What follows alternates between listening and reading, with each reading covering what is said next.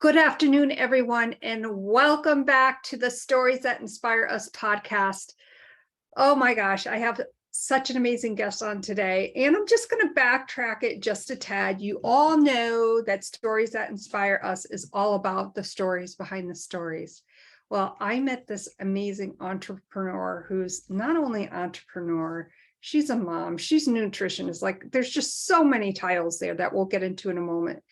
But I had the honor and the great distinction of interviewing her on the Two Sisters podcast a couple of months ago.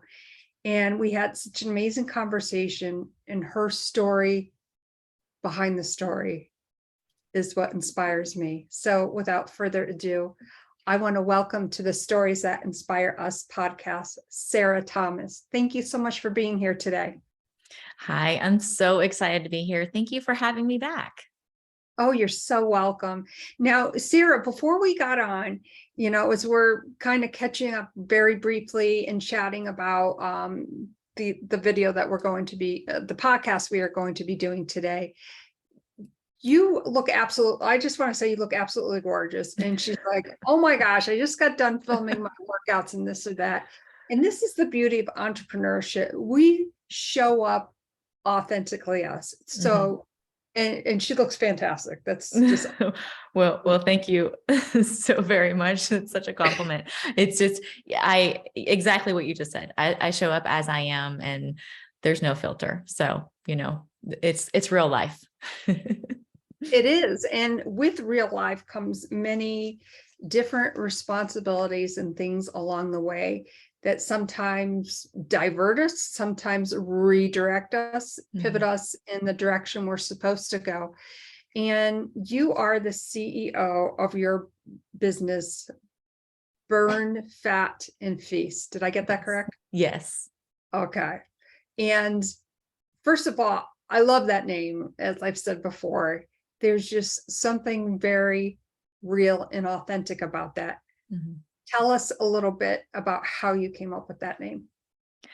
So the name just came after I experienced what it is today of Burn, Fat, and Feast. And let me explain what that means a little bit. So I stumbled upon my business because I needed something for myself.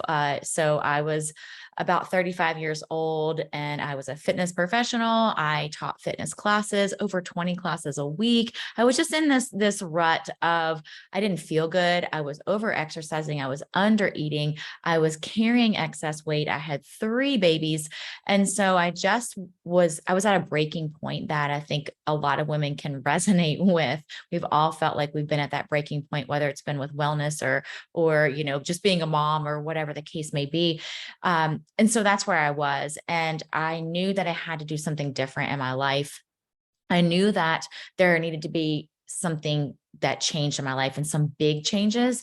And so I really started diving into research of nutrition and putting the pieces, what I call the wellness puzzle piece, together, because there's so many pieces that we discount from, not just nutrition and fitness and the sleep and the hydration and all of our hormone issues and all of those things. And so I started putting the pieces together. I just dove into research, big time into research. And I started doing things differently in my life. I was exercising less. I was eating more. I was scared as crap to do that. But I wanted to feel better, and I wanted to live a long time and find something that was sustainable. So all that to say that I just guinea pigged these things on myself, and it worked. And so I didn't expect to create a business from that. I just wanted something for myself that worked well. And so from that, what I was doing was I was burning fat. I was transforming physically my body from the inside out. And I was feasting. I was eating more than I was ever allowing myself to eat in my entire life. And so the name just came with the process that it took for me to get there.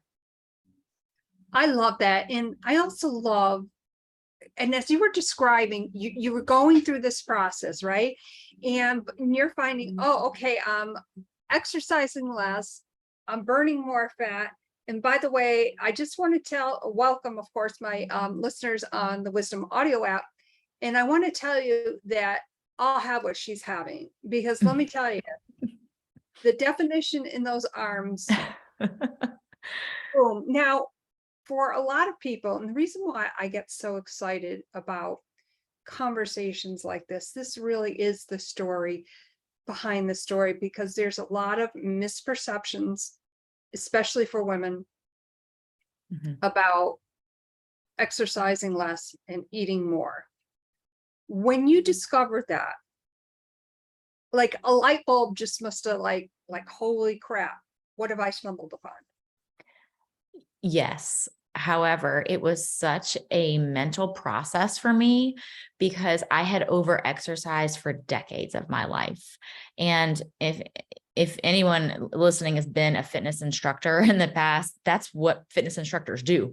They over exercise. Their job is to exercise. And in order to make any sort of what it looks like a profession out of being a fitness instructor, you have to teach that many classes a week. And so I was doing that for so long that it was such a mental part of my recovery to constantly tell myself it's okay, to constantly tell myself that it was not normal to teach 2 to 3 classes a day and work out for 2 to 3 hours a day, and that I could not sustain that in my 40s. I was in my mid 30s at that point in time.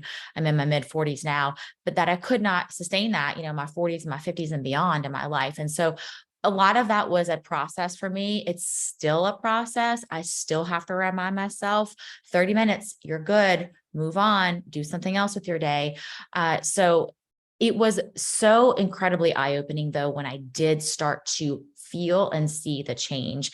And when I say that, I don't necessarily mean the physical change. Yes, I did see physical transformation, but the mental shift of, okay, I'm still feeding my body with what it needs and fueling it with what it needs with the movement every day. But I'm also allowing myself the grace to step away. And so it was so incredibly eye-opening for me to be able to do that and shout from the rooftop, like, ladies, it's okay. You don't have to work out forever and ever and ever a day. And so that was one of the most incredible moments, that paired with just looking at my plate of food and being able to eat all of it and then some, was incredibly freeing. I obviously can certainly relate to that. And I think that when we sometimes go through a transformation, there's often that wellness umbrella, which we have also talked about in the past, that's just so overwhelming. First of all, just to make that change, but to Mhm. also work within your day, because of course, a lot of what I hear is, um, for my different health coaching clients, when things were, the pandemic hit and everything was going crazy. And it was like, I don't have time. Mhm. And I think we all know time is a precious commodity, but we all know our self-care is so important, because we can't take care of others if we're not taking care of ourselves. Mhm. Absolutely. 100%. And what would you say when you stumbled, as you said, into your business and Burn, Fat, and Feast was born? What are some of the transformations that you've seen with your clients? Like you had just mentioned that you just got off filming some exercise videos. Mhm. What is that like when for your clients, when you put that video out there and you see them thriving from that? Oh, it's the best feeling ever. And I always tell people my business, I started it from nothing. I didn't know how to have an online business. I knew nothing about the space, and I learn and grow every single day. But what keeps me going every single day is what I do, because I'm so incredibly passionate about it. I love every bit of it. I care for my clients. We're big enough now that we have mentors that oversee groups of our clients. And so oftentimes I'll ask my mentors how clients are doing, checking in with them. And so I at the end of the day, when I lay my head down on my pillow at night, I want to know that I served my women well every day. And so I show up for them, and I often show up like this. I show up messy. I show up not your, ready for camera look. I show up to show them that we all are imperfect. I show up that way on purpose because it's me, and because I don't ever want them to feel like they need to be something more than they are and more perfect than they are. So when we talk about transformations, we work from the inside out. That's what we do from the very get-go, is we talk to women about their mindset, about how they're talking to themselves, that self-talk that they say to themselves every single day, whether positive or negative. That's how they lead their day and their life in their week ahead. So we talk about all those things from the very start. So the transformation sometimes is something that, you don't necessarily put a before and after in front of, because it's internal health. It's internal work that we're doing from the start. And then of course, from there we do gut health, and all of that is building, right? That's the foundation. We start with that. And from there we build, and we build on the physical transformation, but the physical transformation does not start first. And I am so glad that you said that, because when you start something, whether it be for basically it's for personal reasons, because you want to feel better, and you want to look better in your clothes, but basically you want to feel better and look better. But I think if we just put that aside for the moment, and as you said, focus from the inside out, a byproduct of that is that you will lose weight. You will look great. And that right there is a transformation within ourselves, because we know it starts from within. It has to. Right. Right. And, we guide our day through how we feel, right? We start our day with a feeling, and how we feel throughout our day is how we walk through our day. And so when we feel better on the inside, when we feel better about ourselves, when we're talking nicer to ourselves, then that feeling carries on with us. When we feel good, we want to eat good. When we feel good, we want to move our body. When we feel good, we sleep better. And so it's such a snowball effect. That is so true. And with that snowball effect also comes things that we expected, but sometimes things we didn't expect. What would you say in your travels of what you do every day? And obviously you have a routine, but you are mindful each and every day of how that projects out with your clients, with your mentors, with always making sure that you are providing value. I mean, that's amazing. Yeah, absolutely. Yeah. And, I, again, will lead with, I'm not perfect though. We're not perfect beings. And I think that's just now more than ever, it's so important to put out in the world that yes, I do X, Y, and Z. Yes, I'm scheduled. Yes, I have a regimen, but I'm not perfect. Just like you, just like anyone else. Right, because like right now, I'm having a bad hair day and I'm showing up authentically me. And I would say no on the bad hair day. well, thank you. You're so sweet. But the point being to show up yourself, be authentic. And, I was just to backtrack a tad, I was away for a couple days.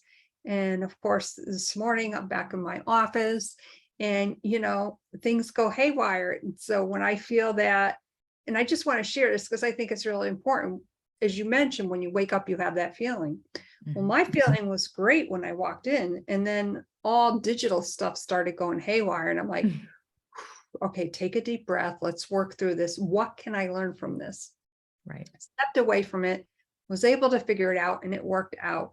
So our days are perfectly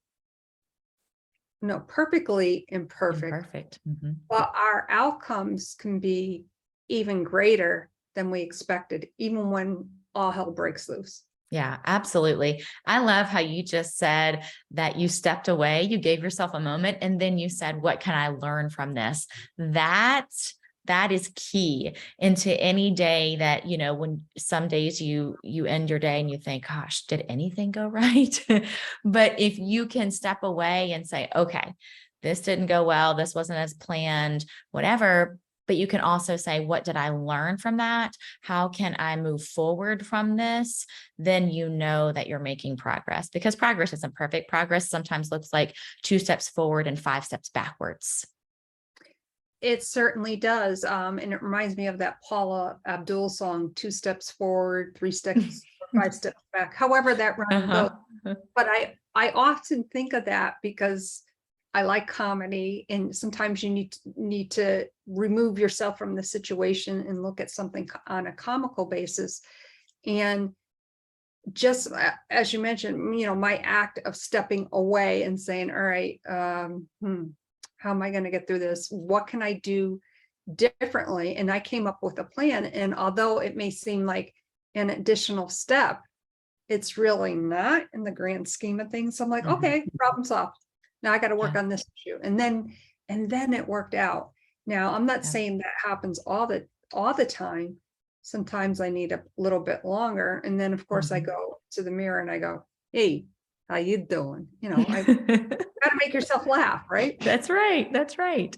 Yes. Yeah. And I'll go back to say, you have a solution and then you felt better. There's that feeling again, that feeling of it's going to be okay. Right, Yeah. right. What would you say is, what would you say is the most outrageous thing that you have heard from a client? And the reason why I am asking this is when we talk about time, especially when someone says they don't have enough time, the excuses come flooding in. And let me tell you, I'm guilty of that. I'm guilty Mhm. of a lot of excuses. And I think it's a way for us to unmindfully justify our behavior. What is the Mhm. most outrageous thing that maybe you've heard from a client about not having enough time? Well, I don't know that it's outrageous, because I feel like this is such a normal feel, is that everyone feels like they don't have time. Like, I myself don't have the time. You have the time, but I don't have the time. And I can't do this because I don't have the time. So they really kind of segment themselves into like their own little bubble, right? Your own little world of, I don't have this time. X, Y, and Z does. And I will say that being on social media and having a presence every day on social media makes you a target for people to voice all their opinions. People love to tell you their opinions behind their screen and when they can use their thumbs, right? And Mhm. so I have gotten many messages before saying, well, you can do that because these are not clients. I will side note, these are not clients, Okay. but people saying you can do this because you work out every day. And well, of course you look great because, you can work out whenever you want to, which is not the case. I work out at 5 o'clock in the morning. If you watch my social media stories, I was up at 5 saying, good morning, I'm working out now. And that's when I do my workout. So I think just going back to, what clients say of that, you just feel like you're the only one, right? You're the only one that is limited on time. And that's truly not the case. We are all limited on time. We are all scheduled. And honestly, it's a matter of perspective. Do you have the time? Can you afford it? All those things are a matter of perspective and what you're making a priority in your life. And so if you're prioritizing your wellness, then you find the time. And the beauty of what I do and what I teach my clients is it's 20 to 30 minutes. If you're talking about moving your body, it's 20 to 30 minutes. If you're talking about meal prepping, well, that can be done totally different depending on your season of life. I have clients that will meal prep for an hour on the weekend and they feel amazing during the week and everything's already ready. I myself don't do that for an hour. I meal prep for maybe 20 minutes on the weekend, enough to have a plan, enough to have things ready, but not have everything cooked for the entire week. So it's a matter of perspective. And so when people say like, I don't have the time, it's truly about reprioritizing. And I tell my clients this every single quarter, really. I do this on a monthly basis. I sit down with my schedule every month and I say, okay, what's working, what's not working, and how can we change things? What are my priorities? If my priorities and what I'm doing in my schedule and how I'm filling my time and my schedule are not lining up, then those are no's. If it's not a hell yes, it's a hell no. And if it doesn't align with your priority, then it doesn't go on your calendar. And then you suddenly find the time. I love what you said, a hell yes or a hell no. Mhm. Because I think a lot of the times, as you were describing that, we often compare ourselves. And I think when that comparative factor comes into play, we have a different perspective. Oh, she has a time because she works out every day, or, whatever, people may be saying. And, I often say the naysayers sometimes are the ones that feed me to work that much harder. I don't know if that makes sense, but Yeah. it's almost okay, all right, challenge on, I think to myself. Yes. And I think as women, we've all been in that situation where we have compared ourselves with other women. But I think we have to just kind of draw the blinders back and say, hey, you know what? I have to work things differently in order for me to work out or get our movement in or whatever. Lord knows, this past year, especially with my son, now I typically like to work out anywhere from 5 to 7 days a week. And now it hasn't been as often as I would like. Mm-hmm. And I've accepted that and I'm okay with that. And I think you have to give yourself the grace, the dignity to know, okay, I need to prioritize things a little differently. My sleep, my self-care, and it's okay to do that. Yes, absolutely. Right. We have seasons of our life where, our priorities sometimes swap. One priority is number one. And then maybe that priority, that's not priority number one anymore. Maybe it's number three. We can swap those things around. But giving yourself the self-care, putting yourself first every day to make sure you're taking care of yourself also can look different in different seasons of life. I love that. And I'm wondering, what is one thing, and I know that you have many things going on, but you prioritize it in such a way that you work it into your schedule. I know what the one thing is, but what is like maybe the second thing that you're like, this is on the hell yes list. No ifs, ands, or buts. Yeah. So there are three things that are hell yeses. There are priorities in my life.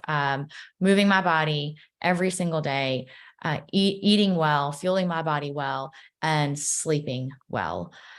I will say that sleeping has taken, and like I said, you can move priorities around. Sleeping has taken a number one spot on my priority list in the past year or year and a half or so. I think as we get older, we realize how important sleep is and how sometimes it's even more important than eating well. Not to say that, fueling our body with food that's not real is a good thing to do either, but we realize that we cannot discount sleep. And when we're young, we often wear it as a badge of honor, right? I haven't gotten enough sleep, and I'll sleep later. I'll sleep when I'm 6 feet under, whatever the phrase is. And it's just not the way that we can walk through our life and be healthy, think cognitively, actually, and lose weight. We need sleep to actually lose weight. So, if you're trying to do any of those things, sleep is number one. So, sleep has definitely been a priority for me. It's tricky having teenagers in the house, staying up late, and I'm trying to get up early and get my work day done. And be done when they need me to take them places. So that's definitely a struggle. But that has definitely taken my number one spot. Oh my gosh. Yeah, I hear you about that. It's okay to move things around, and sleep is paramount. I've obviously had difficulty sleeping the past year, and I think I'm doing better is getting back on track with that. Sarah, do you have time to maybe take a question from our listeners on the Sure. Wisdom Audio app? So, Wisdom listeners, welcome again. I'm so thankful that you are all here. I did see somebody come up, but we were not ready at that moment to take a guest. So I would invite a listener to come up if you have any questions for Sarah and her business, which is Burn, Fat, and Feast. Sarah, as we're waiting for somebody to come up on stage, how can our viewers and listeners get in contact with you? Yes, we are on social media platforms, on Instagram, on Facebook. We're also on LinkedIn. So you can find us Burn, Fat, and Feast. Pretty simple on all the platforms. We also, of course, have a website, burnfatandfeast.com. On that website, we offer a free 5-day training once a month. So I always mention the 5-day training because it's such a great place to learn. It's a learning 5-day free training that is done on Facebook. And it's a great way to figure out what it is that we do, all the elements, all those puzzle pieces that I mentioned earlier, how we put all those together for free, and decide if it's something that, you feel like it's right for you. Wow, that is amazing. Thank you so much. And of course, I will make sure that all of your contact information is in the show notes. For our viewers and listeners, what is one piece of advice, or maybe you have two, that you stand by? Like, your story is so unique and inspired so many. What is the thing for you that you would suggest to somebody listening right now? If they're struggling. Mhm. So Yes. I would say start doing one thing different, just one thing. I think many people, and I'll use the new year as an example, right? In January, we're so motivated, we're excited, we're going to do 10 things all at one time to be better versions of ourselves. And we have personal goals and financial goals and everything in between. I would say just start with one thing. What is the one thing? And when I say that, I mean, what is the one thing that's going to push everything else forward? I call this the domino. What's the domino? What is the very first domino that you can start pushing forward that will create the effect, the ripple effect of everything else falling in place? So I'll use sleep as an example, right? Because that's my focus right now.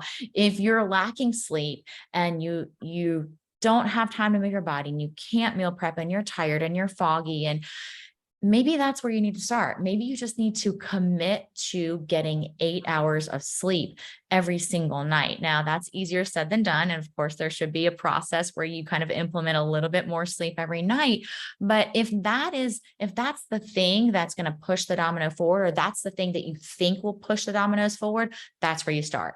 Find the one thing that's going to be your domino that's going to create a better version of you every single day, and commit to it.